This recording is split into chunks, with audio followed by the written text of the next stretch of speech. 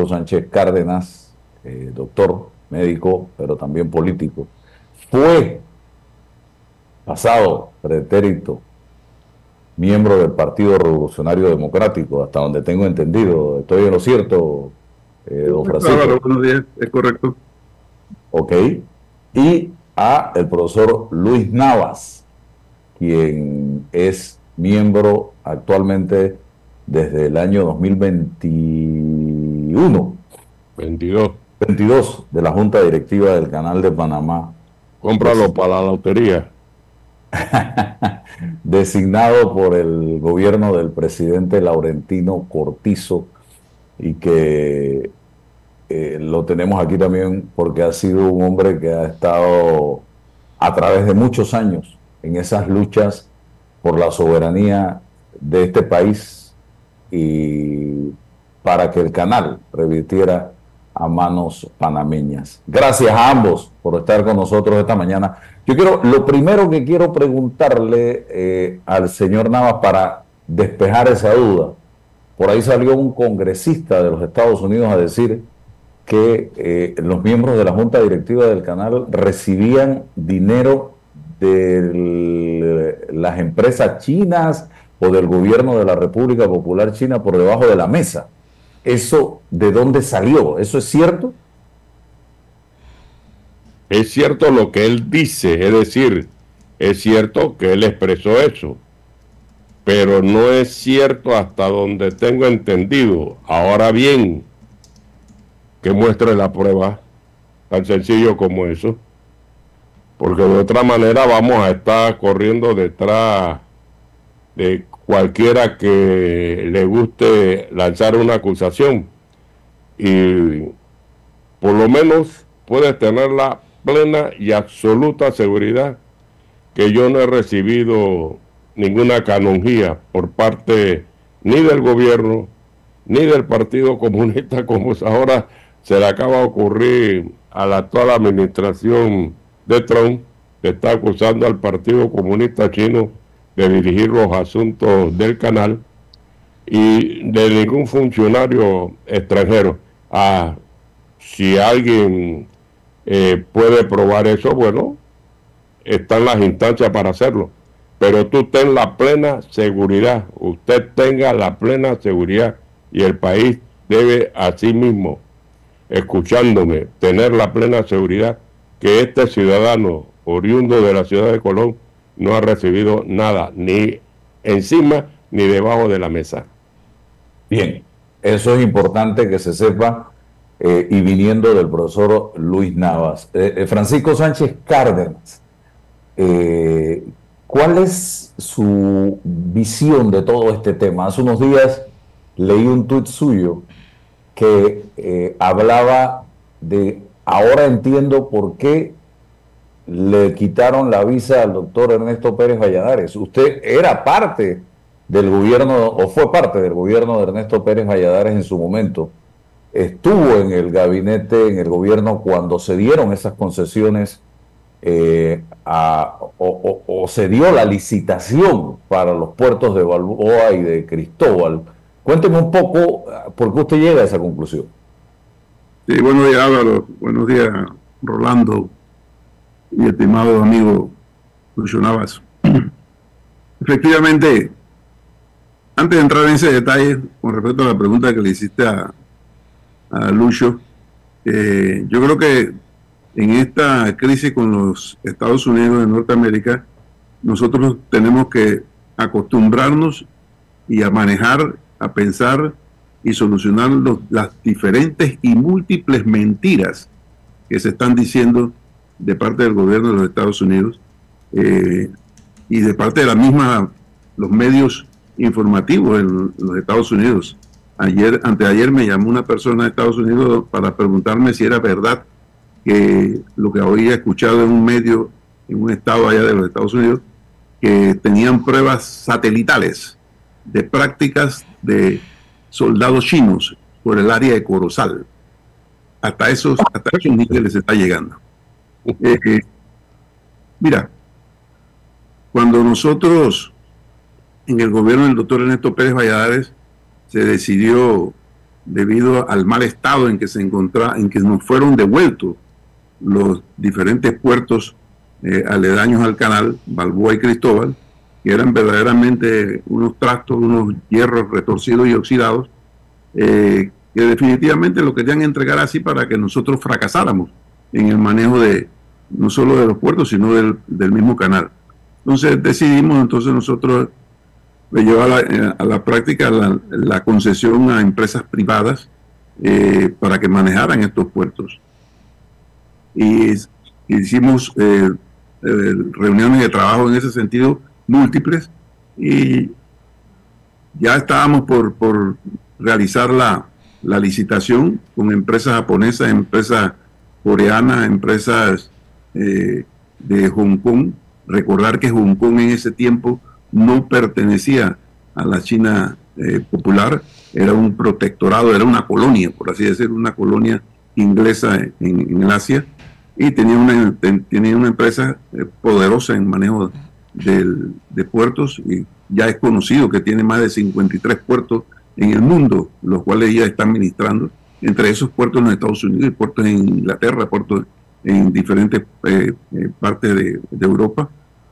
Ya estábamos a punto de realizar la licitación, y el doctor Ernesto Pérez Valladares con un equipo se encontraba en Japón exponiendo las ventajas del país, y recibió una invitación a la vuelta hacia San Francisco, una invitación para entrevistarse con George Shultz, que había sido secretario de Estado y que era el CEO de la Bechtel Corporation, que se dice que es una empresa perteneciente al Pentágono de los Estados Unidos.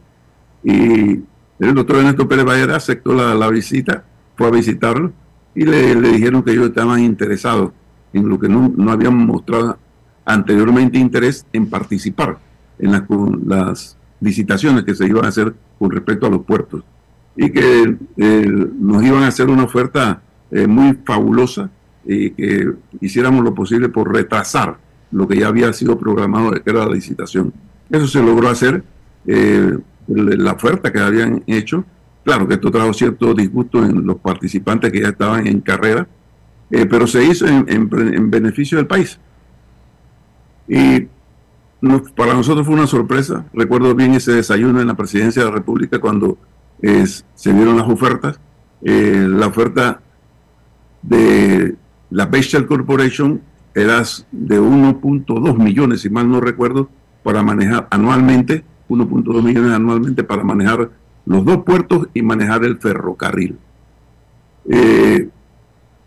Y la oferta que ganó fue la oferta de Hutchison Whampoa, que ofreció 22 millones de dólares anuales y el 10% de los ingresos antes de gastos que recibieran los puertos. Esa fue una oferta magnífica. Lógicamente, esto no es el detalle ahora, pero fue posteriormente modificado. Esta acción de haberle entregado los puertos a la que se lo ganó limpiamente y transparentemente nos trajo serias consecuencias. Aquí vinieron congresistas, vinieron senadores a investigar, a preguntar por qué le habíamos entregado esos puertos a una empresa que no era una empresa norteamericana. En ese tiempo no se hablaba de la Hutchison Whampoa de la China comunista. Y un paréntesis, la Hutchison Whampoa, que ahora se llama Hutchison Corporation, creo, está en Hong Kong, pero para al devolverle a Hong Kong a la China popular, se declaró una estrategia en la China de un país con dos sistemas, cosa que a mí siempre me llamó la atención. Un país comunista con dos sistemas económicos. Y la Hutchison Whampoa es una empresa que hoy día, estando en China, ella cotiza y se maneja en la bolsa de valores de Hong Kong. Y sus accionistas son, hay un accionista de origen chino que no tiene nada de comunista, Li Ka-shing, y tiene accionarios de Inglaterra, de Estados Unidos, de Alemania. Es decir, que es una empresa que por 50 años que fue el periodo de tiempo que se le permitió en esta estrategia de un país y dos sistemas, se le entregó un periodo de gracia de 50 años para que desarrollaran el negocio que tienen.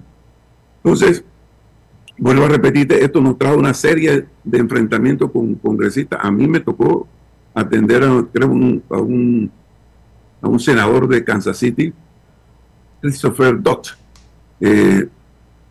con verdadera fuerza y verdadera intención de que nosotros volviéramos a hacer otra vez la licitación, y nos paramos firmes y dijimos que eso había sido totalmente hecho de manera transparente. Eso definitivamente que al doctor Ernesto Pérez Valladares como presidente de la República, junto a otras cosas, por ejemplo el CMA, que fue otra parada que le dimos a los norteamericanos, el Centro de Lucha contra la Droga, donde los norteamericanos exigían y querían poner una base militar en el país para aparentar que estaban luchando contra la droga, y la comisión encargada de esa discusión recomendó que lo que habían presentado los norteamericanos no satisfacía los intereses nacionales, e iba en contra de los tratados Torrijos-Carter, iba en contra de la Constitución Política de Panamá, e iba en contra de los tratados de neutralidad, y rechazamos esa petición de un centro multimodal con esas características. Eso y otras cosas, ese empeño que pusieron ellos en adquirir los puertos a toda costa, que después nos enteramos que eran muy importantes para el Pentágono, no sé si por negocio o por estrategia militar, fue una de las causas por las cuales que yo supongo le quitaron la visa al doctor Ernesto Pérez Valladares. Señor Navas, ¿qué tan sólida, qué tan fuerte es la influencia de la República Popular China en las decisiones, en la operación, en el funcionamiento del Canal de Panamá? Usted, desde el 2022, es miembro de la Junta Directiva. ¿Cuántas veces las decisiones que ha tomado la Junta Directiva han tenido que ser consultadas con China? ¿Cuántos chinos hay en la operación del Canal de Panamá? Es importante que todo esto se sepa, porque yo estoy seguro que con la trayectoria que tiene el profesor Nava, él no se va a parar aquí en este programa a mentir. Hábleme un poco al respecto. Álvaro, yo soy alérgico a darle satisfacción a la mentira, porque si no quedamos sujetos a estar de manera perpetua aclarando cosas irracionales. La sociedad panameña está integrada por muchas migraciones, entre ellas una importantísima que es la migración china, que vino no a la construcción del canal, sino que vino en el siglo XIX para la construcción del ferrocarril. Y desde entonces se ha integrado a la sociedad panameña. Nosotros tenemos una comunidad cuya ascendencia es de China, pero después de 1949 la China se dividió prácticamente en dos, al margen de Hong Kong, que tenía un estatus especial desde 1841, que Inglaterra toma posesión. Era una colonia inglesa. De manera que con el desarrollo de la China popular comunista, de la isla de Taiwán, protegida por la séptima flota, la llamada China nacionalista, entonces eso se fue modificando a partir de la visita que hizo el presidente Nixon. Estados Unidos reconoció a la República Popular China y ese reconocimiento le valió formar parte del Consejo de Seguridad de manera permanente.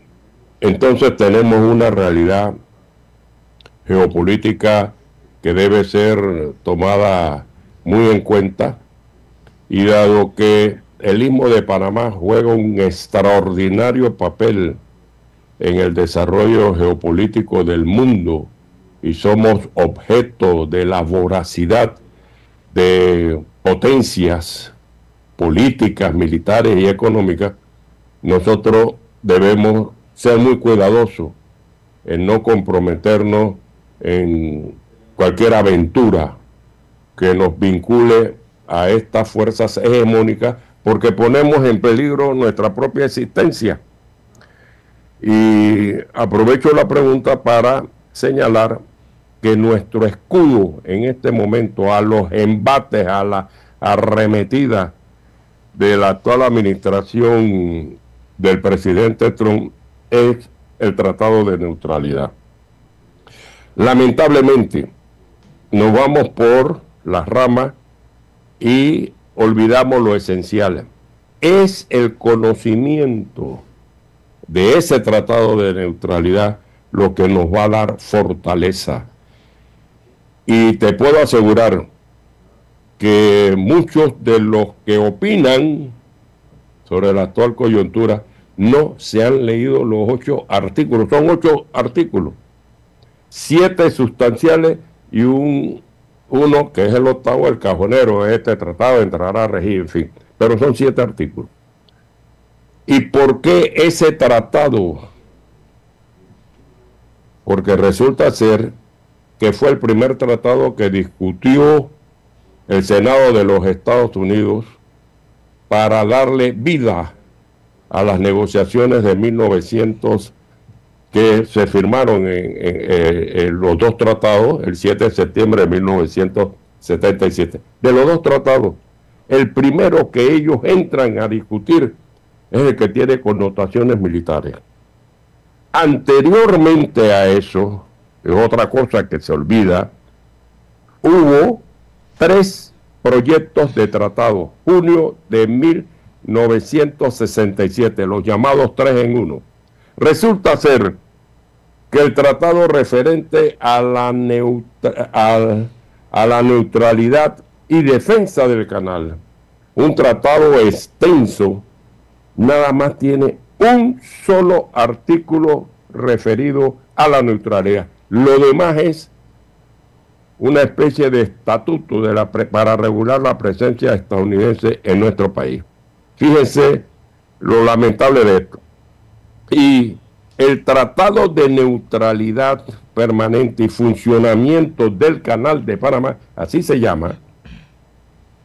Panamá declara la neutralidad del canal. Ojo, somos nosotros los panameños los que declaramos esa neutralidad. La neutralidad no la declara otro. Como soberano, nosotros declaramos la neutralidad y le dimos un propósito, un fin, para que el canal, en tanto que vía acuática internacional, permanezca abierto y seguro a todas las naciones, sin ninguna discriminación, tanto en tiempo de paz como en tiempo de guerra. Ese es el propósito. Y además, desde el punto de vista del funcionamiento, el Canal de Panamá tiene costos. Nosotros no somos una vía marítima, somos una vía acuática. El tránsito se facilita por las masas de agua de nuestros ríos, que fueron represados, uno para un lago, el más grande, el Gatún, el otro para un lago sustituto, que es el de Alajuela, y un pequeño lago, el de Miraflores. Ese canal depende de si llueve o no llueve. Por tanto, estamos muy vinculados al medio ambiente. Y para establecer los costos de transitar por el Canal de Panamá, esos costos tienen que ser justos y equitativos para todos, apegados al derecho internacional. Así que, por todos los dioses, es un invento que ellos quieran ahora que nosotros no le cobremos a sus buques de guerra. Lo único que no, bueno, en razón de sus aportes a la construcción del canal, le permitimos que sus buques de guerra tengan paso expedito y nos obligaron a establecer el significado o la traducción de eso de paso expedito, y aceptamos que se pusiese a la cabeza de la fila, eso a sus buques de guerra. Ellos en 1914, al finalizar la construcción del canal, le concedieron a Colombia el pase gratuito de los buques de guerra de Colombia. 1914, ellos. Ese sí es gratuito. Es el único país al que nosotros le aceptamos a ellos que siguieran con esa práctica mientras dirigieran el canal, y nosotros asumíamos esa responsabilidad una vez el canal estuviese bajo nuestro control absoluto. Y para que no fuese una cosa distinta a nuestros países limítrofes, Colombia y Costa Rica, también le concedimos a Costa Rica, a sabiendas que Costa Rica no cuenta con fuerzas armadas. Son las dos únicas concesiones de gratuidad que se le otorgaron a dos países, a ellos no. Ahora bien, el secretario de Estado Rubio dijo que era un contrasentido pagar a un país que tiene la obligación de defender el canal. Distinguidos compatriotas, el canal es indefendible, así de sencillo. Y ellos lo corroboraron 1001 veces. Incluso hicieron práctica, ejercicio, y se demostró que por la característica de la geografía panameña no podían atender prontamente un ataque de un arma que se fue desarrollando con la Segunda Guerra Mundial, que fue la aviación, y por eso pedían que le cediéramos tierras en otros lugares, como es el caso de Ribato. Entonces nosotros no podemos estar detrás de la carrera armamentista de los Estados Unidos. En eso sí tenemos que unificar criterios. Y para unificar criterios tenemos que conocer. Para conocer hay que estudiar ese bendito tratado de neutralidad permanente y funcionamiento del Canal de Panamá, que tuvimos que aceptarle 3 enmiendas, no una, 3. Una, la de Desconchini, que la repiten como papagayo sin conocer en qué consiste.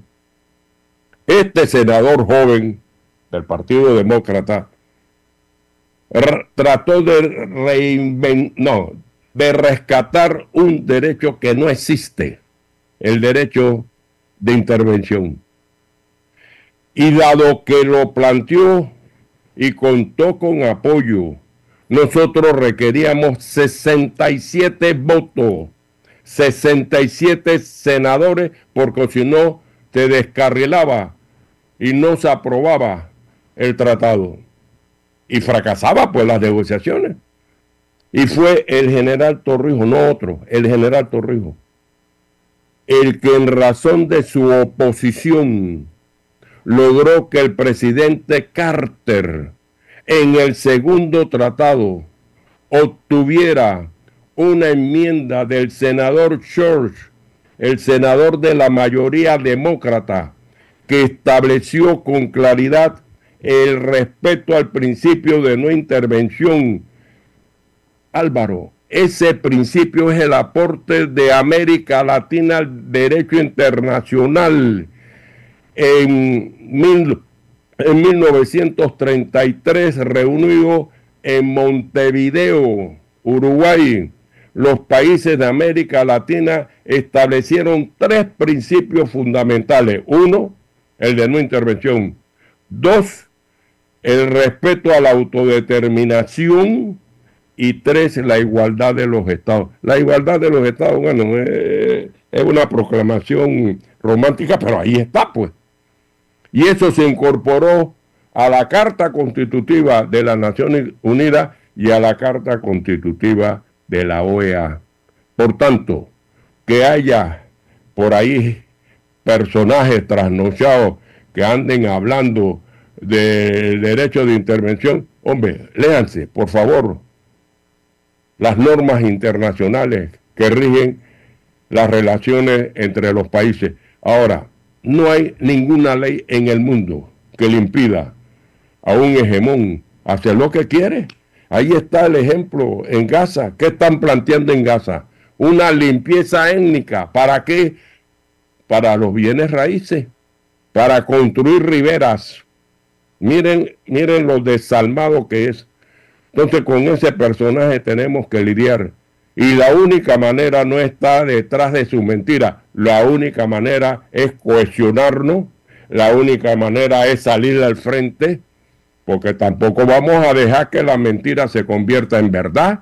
Una mentira repetida muchas veces hasta convence al más incrédulo. Porque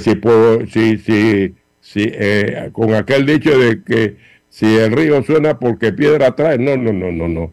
Y si dicen que somos rebucones y tú tienes cara, entonces tú eres rebucón. No, pruébeme cada una de sus acciones. La pregunta inicial que le hice, ¿ha habido alguna injerencia de China? ¿Algún planteamiento, alguna petición, algo a la Junta Directiva del Canal de Panamá y a la administración en el tiempo que usted tiene de estar allí?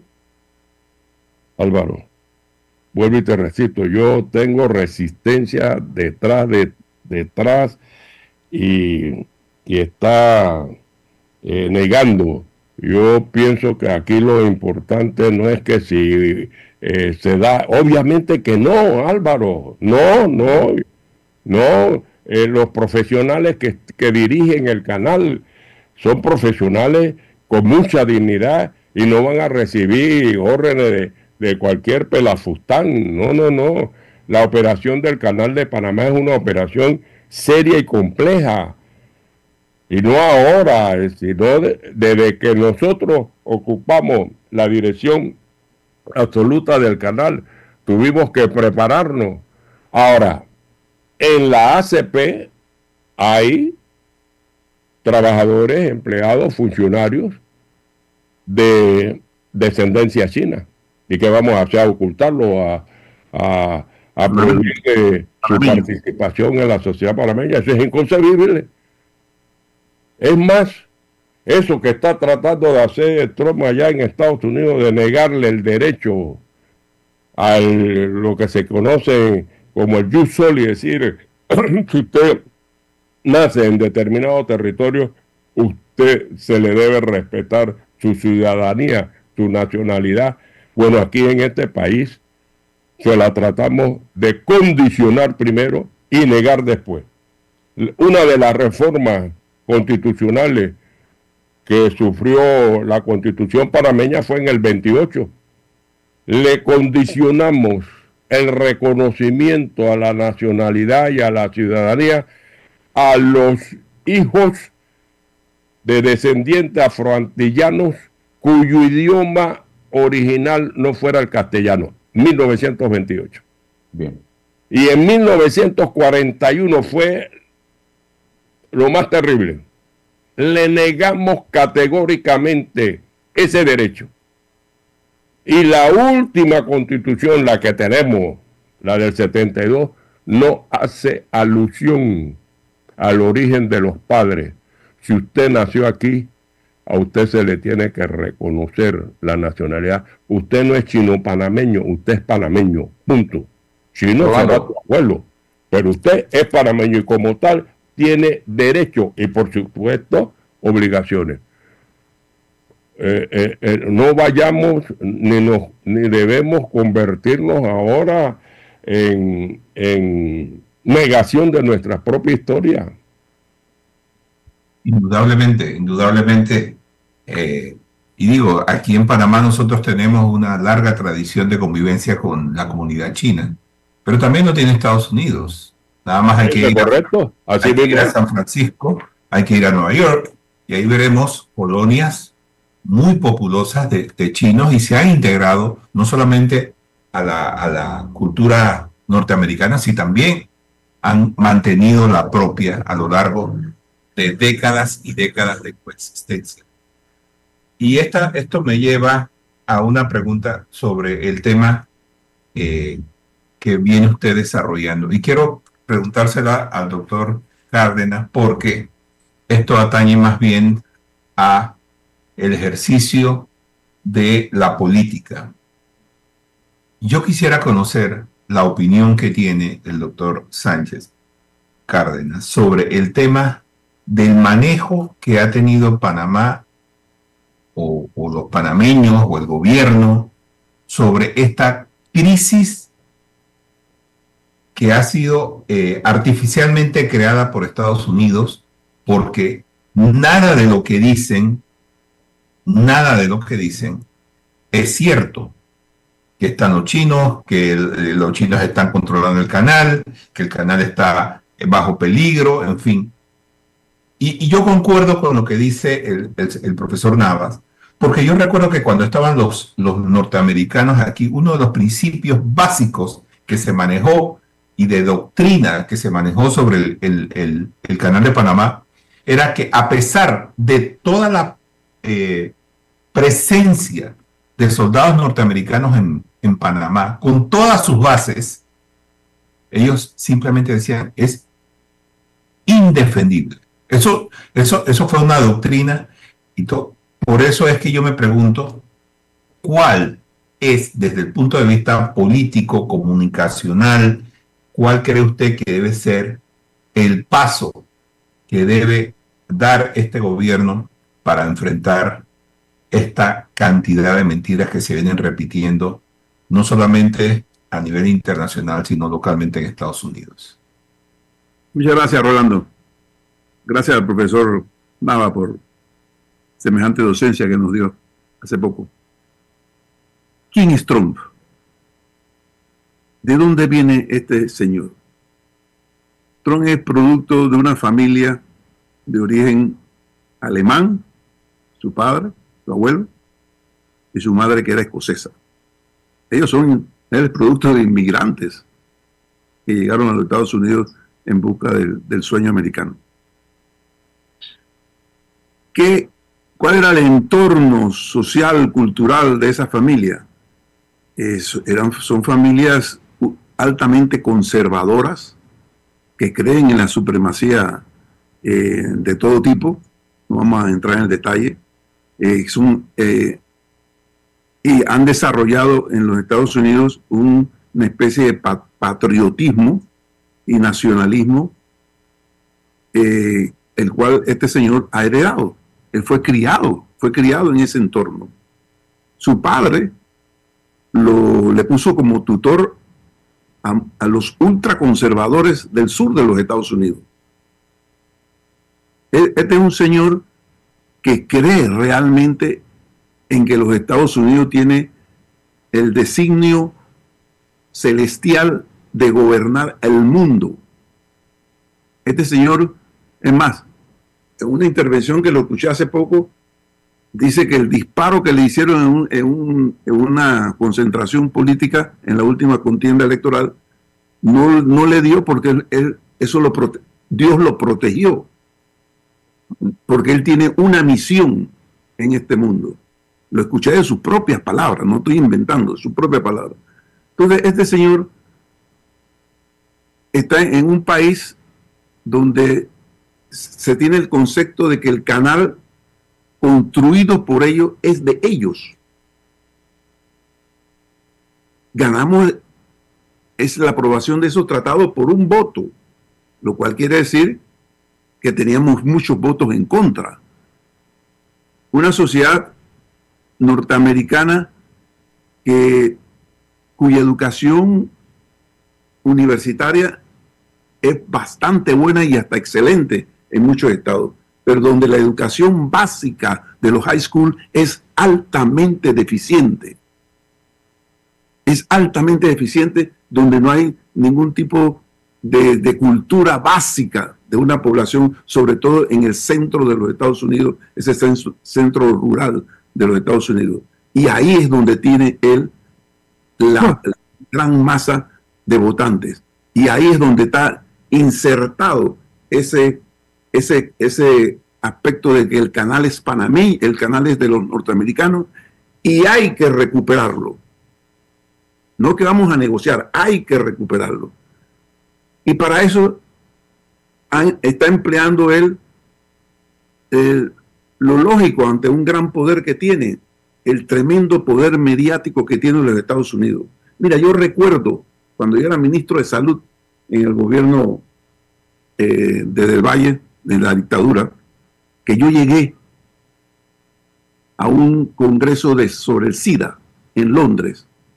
Y cuando yo entré, estábamos en la pelea aquí con los norteamericanos, cuando yo entré al hotel, que encendí la televisión y puse CNN, en ese momento estaban dándole una palera a Manuel Antonio Noriega, y yo me quedé viendo, Dios mío, esto lo está viendo todo el mundo.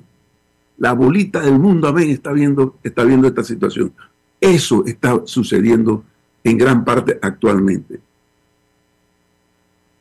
Yo no creo que hay que andar detrás de la mentira y aclarándola, pero tampoco podemos dejarle el espacio a que la mentira se adueñe y oscurezca la verdad. Yo hice un recuento aquí de las mentiras, rápidamente, de las mentiras que han dicho Trump y su gobierno.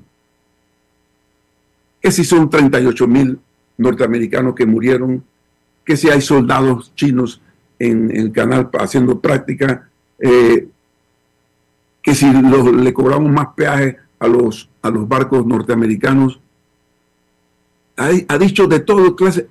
Una de las mentiras más graciosas que le escuché, lo oí personalmente en los medios de comunicación, que estábamos manejando tan mal el canal que había una fila de barcos esperando que llegaba hasta la Florida. Nosotros no podemos por más que sea difícil, no podemos dejar que esas cosas sigan proliferando por el mundo. Como ya lo sabemos y se ha dicho hasta la saciedad, una mentira repetida muchas veces se convierte en verdad. Y eso es lo que está tratando de hacer él. Ahora pasaron a la fase de que nosotros somos los que estamos violando el Tratado de Neutralidad, el Tratado del Canal. Pero nos dicen que ellos quieren que nosotros lo violemos. Porque cuando están exigiendo peajes especiales para ellos, eso es una violación de los tratados de neutralidad, para después acusarnos de que estamos violando el tratado. Entonces, esas son cosas que hay que aclararle al mundo. Y yo creo que esa ha sido la gran falla de este gobierno. El presidente Mulino hizo algo muy fundamental y necesario. El canal es panameño y seguirá siendo panameño. Yo creo que eso los tiene a ellos muy preocupados. Los tiene a ellos muy preocupados esa aseveración. Pues ahí es que tenemos nosotros que montarnos.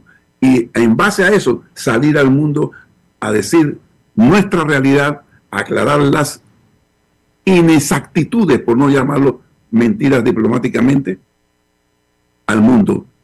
Nosotros no podemos, yo creo que fue un error del presidente de la República decir que nosotros no necesitamos compañeros de viaje en esta crisis. No, muy por el contrario.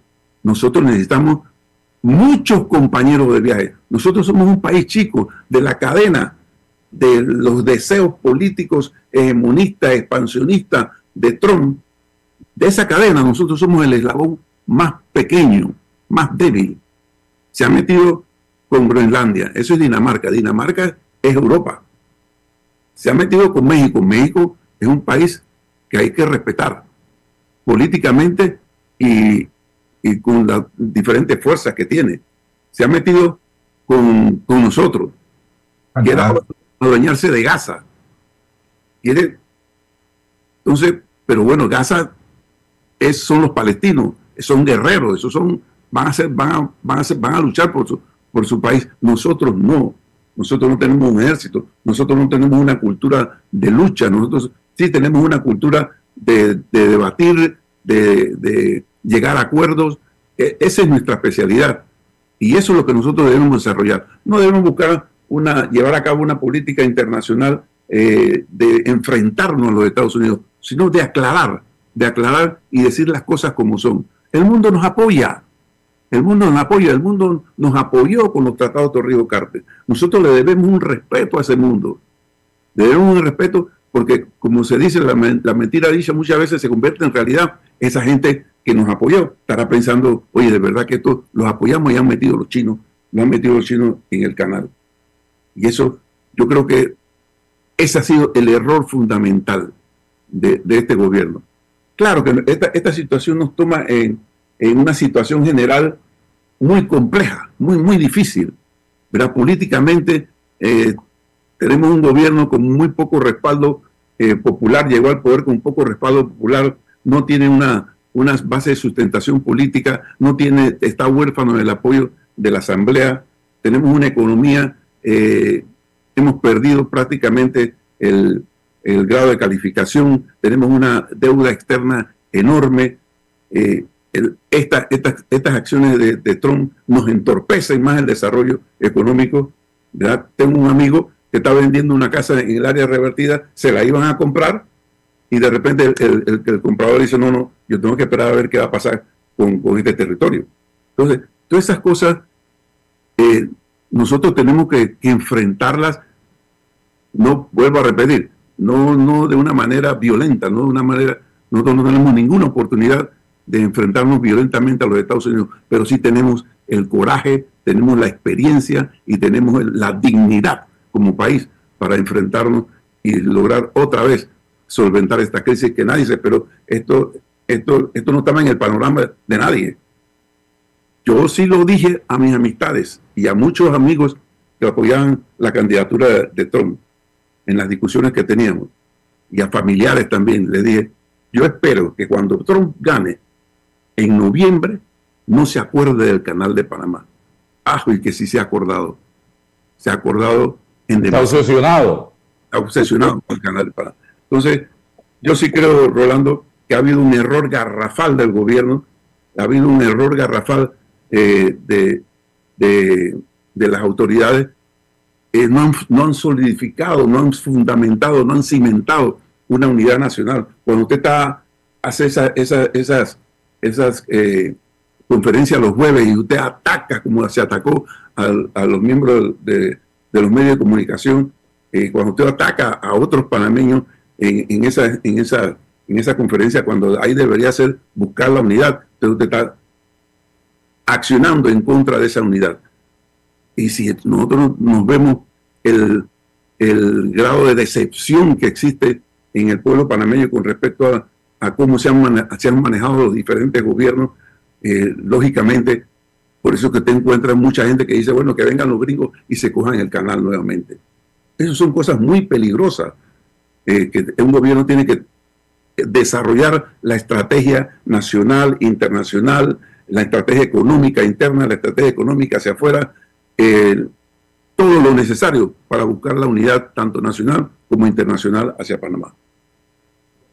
Señor Navas, creo que usted está allí con mucha atención. ¿Cuál es su opinión sobre este asunto?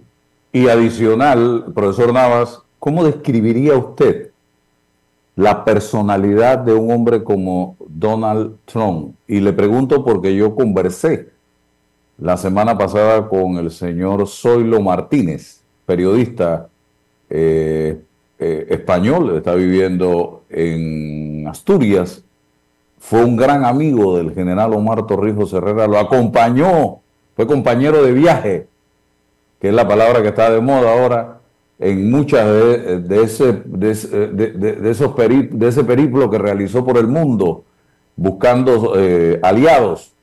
Y yo le preguntaba, le hice la misma pregunta, ¿con quién compara usted a Donald Trump, luego de todo el recorrido que usted ha hecho por el mundo y de los años que tiene 88 años, y me dijo algo así contundente, con Nerón y con Hitler.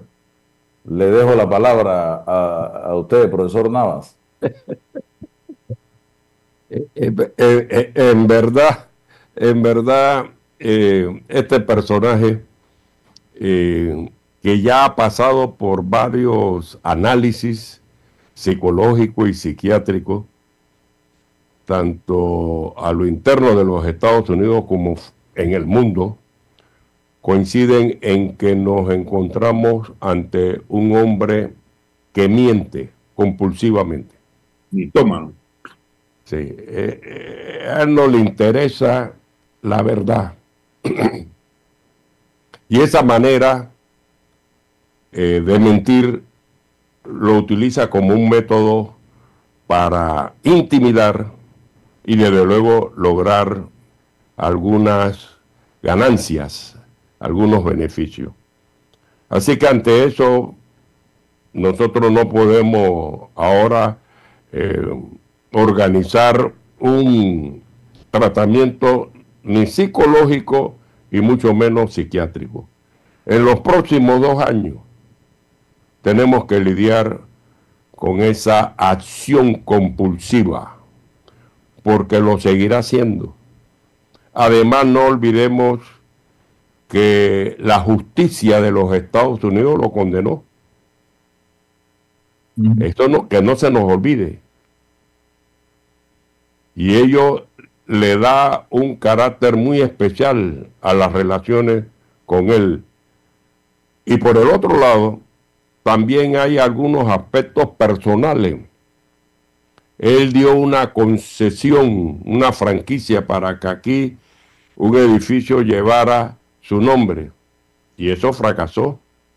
Vino a este país y se le organizaron varias reuniones, una de ellas a nivel gubernamental, y lo hicieron esperar 2 horas.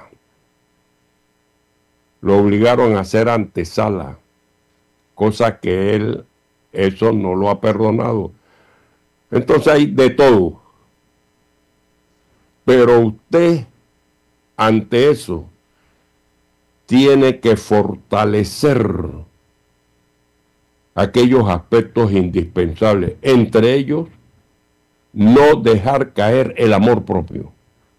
Siempre en la sociedad panameña, en todas las sociedades del mundo, habrá quienes estarán a favor del colonialismo y, por supuesto, los que están en contra.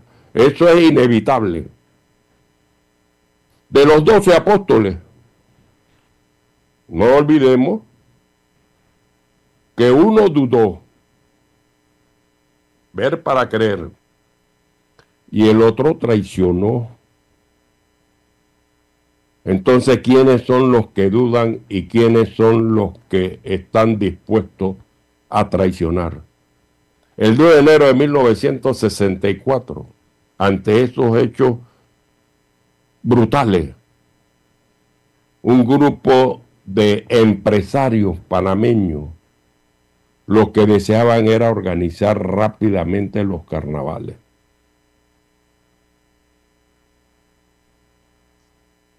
Y en otras circunstancias fueron al edificio del Senado de los Estados Unidos, se paseaban por sus pasillos, ahora con la palabrita de moda, haciendo lobby para que esos tratados sucumbieran. Es decir, esa será una constante. Nosotros no tenemos que esperar que los de arriba decidan qué hacer con este país. Este país no le pertenece a todos. Y el canal es patrimonio de la nación panameña, entiéndase, de todo. Y tenemos que defenderlo. Lo que mayoritariamente creemos que ese canal debe seguir siendo de nosotros los panameños y beneficiar a la mayoría de los panameños.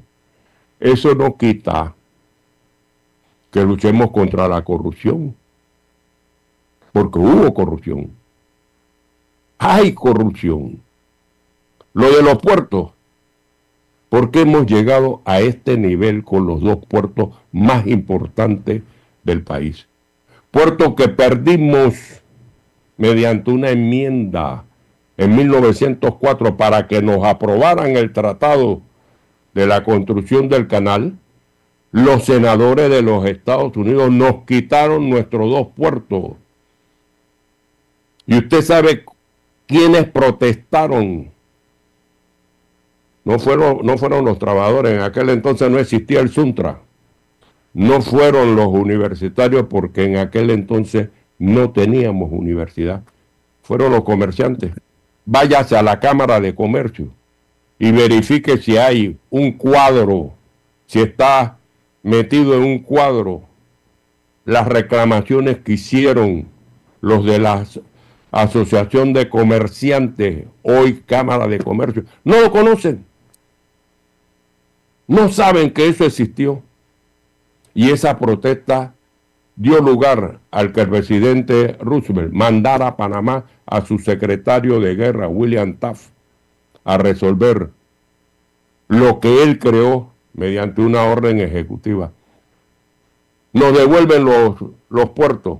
Efectivamente, los puertos no estaban diseñados durante la administración de los Estados Unidos para manejar la gran carga que se estaba dando en el comercio marítimo internacional y mucho menos la carga contenerizada.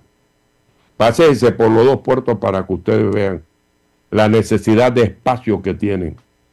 Y estos dos puertos impidieron que nosotros después del 2016, construyendo prácticamente un nuevo canal,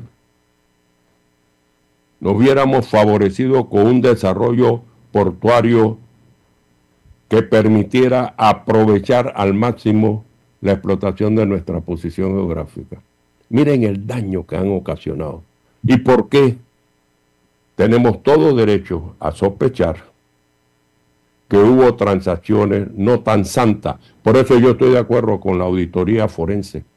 Pero para descubrir por qué esa empresa no pagó lo que tenía que pagar. ¿Quiénes se favorecieron? Hombres, mujeres, los que se favorecieron, los que se enriquecieron con esa complacencia. Y por tanto, si eso se hizo a nivel de esos puertos, ahora imagínense con otras cosas. Tiene que haber la mayor transparencia. Álvaro, aquí hay un aspecto que no estamos considerando. La propuesta de crear infraestructura en el Darién. Ojo, nosotros tenemos un artículo 5 del Tratado de Neutralidad Permanente y Funcionamiento del Canal. Ese artículo 5 establece con claridad: el Canal de Panamá será manejado a partir del 31 de diciembre de 1999 al mediodía hora de Panamá por Panamá, y tendrá en su territorio fuerzas armadas, instalaciones. Es decir, nosotros no podemos dar lugar a que se instale en el Darién una base militar disfrazada. Se nos caería la cara de vergüenza. Nosotros no podemos ir a pedir apoyo si nosotros no nos damos a respetar. Hay el principio de las 3 R. Responsabilidad, respeto, y podríamos agregar uno más: resiliencia y resistencia. El doctor Cárdenas dice que nosotros no podemos enfrentarlo de otra manera. Yo coincido con él en términos generales. Pero no olvidemos que en 1921, este país que no tenía ejército fue a defender en la frontera con Costa Rica su territorio. Esa experiencia de la guerra de Coto enseñó que este país tiene coraje.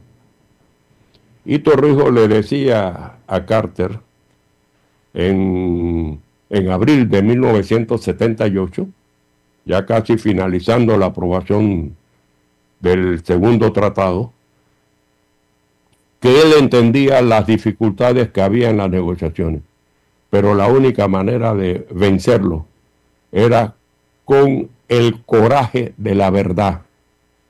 Y yo no quiero ser machista y mucho menos vulgar, pero tradúzcame coraje en el lenguaje coloquial de nosotros los panameños. Hay que tenerlos y tenerlos bien puestos. Hombres y mujeres, bien puestos. Esta batalla así no la podemos perder, de ninguna manera. Retrotraer al país a los tiempos de la caverna sería imperdonable. Bueno, concuerdo con sus Totalmente. planteamientos. Totalmente. Quisiera decir algo Dele, doctor. con respecto a los puertos. Totalmente de acuerdo con el profesor Nava. Le conté las peripecias y las consecuencias de haber dado nosotros en concesión esos puertos en una licitación transparente. Viéndolo retrospectivamente, ahí nosotros nos jugamos el pellejo. Nos jugamos el pellejo, pero sostuvimos los intereses del país por encima de cualquier cosa. Yo estoy sumamente decepcionado del comportamiento de la empresa de los puertos. Una licitación que se hizo bajo esas circunstancias, que después por arte de birlibirloque, en el siguiente gobierno lograron una equiparación con otros puertos que fueron construidos, mientras que estos puertos que vimos en concesión ya estaban hechos, defectuosamente funcionando, pero ya estaban hechos. Esa equiparación les disminuyó los 22 millones a una cantidad ínfima. Habiendo nosotros corrido el riesgo que corrimos cuando le dimos la concesión. El 22%, el 10% de la carga bruta fue disminuido y desapareció. Nadie sabe qué pasó, y de ahí la auditoría, si pagaron lo que tenían que pagar a partir del año 2012 o 2011, creo. Eso que hicieron de impedir que se llevara a cabo la recomendación de la ACP de construir un puerto en el Pacífico, nos ha hecho un daño económico enorme, cosa que ha sido aprovechada por otros países que desarrollaron estructuras portuarias para recibir lo que aquí en Panamá no podíamos manejar. Yo no estoy de acuerdo con Trump, pero yo creo que esta coyuntura sirve para que nosotros revisemos esas concesiones exhaustivamente. Hagamos todo lo necesario, y si tenemos que nacionalizar esos puertos, no para satisfacer a Trump, sino para satisfacernos nosotros, hagamos esa nacionalización de esos y pongamos esos puertos a manejarse a través de la ACP o de una estructura independiente o lo que sea, pero que no nos sigan tomando el pelo estas compañías, que encima, por ellos, nos hemos metido en este problema, que tiene otras connotaciones y otras causas de parte de Trump, pero ellos en parte son parte de la causa de esta situación. Mire, doctor Cárdenas, yo creo que usted ha dado en el punto, porque para empezar, ese contrato con Hutchison que se ganó en una licitación no merecía una equiparación. Yo recuerdo perfectamente, un señor Meredith fue al periódico porque le habíamos dedicado 10 portadas del periódico a esa pretensión de ellos de una equiparación. Dice que jamás Jamás se había hecho algo semejante en el mundo, y eso que Hutchison tenía presencia en varias partes del globo terráqueo. Entonces, eso me lleva a las modificaciones que se hicieron a través de leyes. Esa fue una. Luego vino otra. Fíjese la magnitud de las ganancias que tiene esta empresa, que en el año, no me acuerdo bien si era 15 o 17, esta empresa recibió una enmienda a su contrato en la que ella se comprometía a hacer inversiones que pasaban los $1.000 millones. Era en promedio más o menos 100 millones por año. Yo no, o sea, eso de invertir $1.000 millones, dicho sea de paso, con la ampliación del canal en ciernes y ya desarrollándose, eso de ser como una condición para modificar tu contrato, eso es un disparate. A nadie se le ocurre hacer una inversión de ese tipo si no va a tener un retorno. $1.000 millones en 10 años. Creo que terminaba en 2015 el periodo para hacer esas inversiones. Entonces, para luego darnos a nosotros, como quien dice, alguito de lo que quedaba de esa concesión.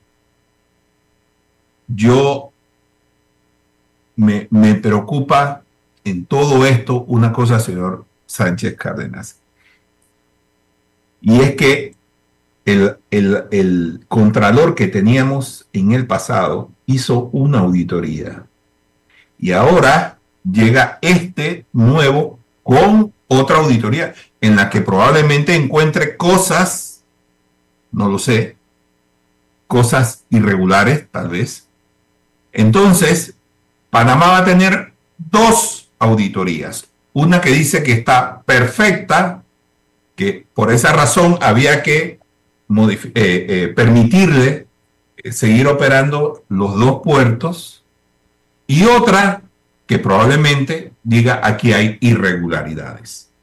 Entonces tenemos una postura de gobierno ambigua. 2 auditorías hechas por distintos gobiernos diciendo una diciendo A y la otra diciendo B. Entonces, esto me preocupa un poco porque la empresa puede decir, bueno, ¿a cuál de las 2 le vamos a creer? ¿A esta o a esta? Entonces, como dice el profesor Nava, aquí hay razones para creer que no fue una negociación tan santa, especialmente porque el contador jamás nos mostró una página de esa auditoría. Nunca lo hizo. Ahora yo no sé si esta podemos conocerla, porque dicen que ahí hay datos que deben protegerse de la opinión pública. Entonces, aquí hay cosas realmente preocupantes y esto es lo que abre la puerta al señor Trump para hacer todas estas mentiras y todas estas cosas que luego nosotros tenemos que salir a cara. Pero es que nosotros somos también culpables de eso, porque el manejo de este asunto ha sido opaco desde que empezaron a hacerse todas estas modificaciones a los contratos de los puertos de Cristóbal y Balboa. Y como bien dice el profesor Nava y el doctor Sánchez Cárdenas, esta empresa impidió el desarrollo portuario que merecía este país. Lo hizo con una infinidad de recursos legales que yo creo que todavía algunos deben estar vigentes, pero han pedido un desarrollo importante para el país. Yo con solamente esa razón ya yo no le hubiera renovado el contrato, pero estas son otras cosas. Bueno, agradezco a don Francisco Sánchez Cárdenas, al profesor Luis Navas por haber tenido el espacio para compartir con nosotros y la audiencia. Esto va a quedar en nuestras plataformas de redes sociales de tal forma que la población panameña pueda escuchar los puntos de vista y planteamientos de cada uno de estos panameños que han hecho aportes importantes en la mañana de hoy. Gracias, que tengan excelente día. Gracias. Buen día. Gracias. Vamos entonces.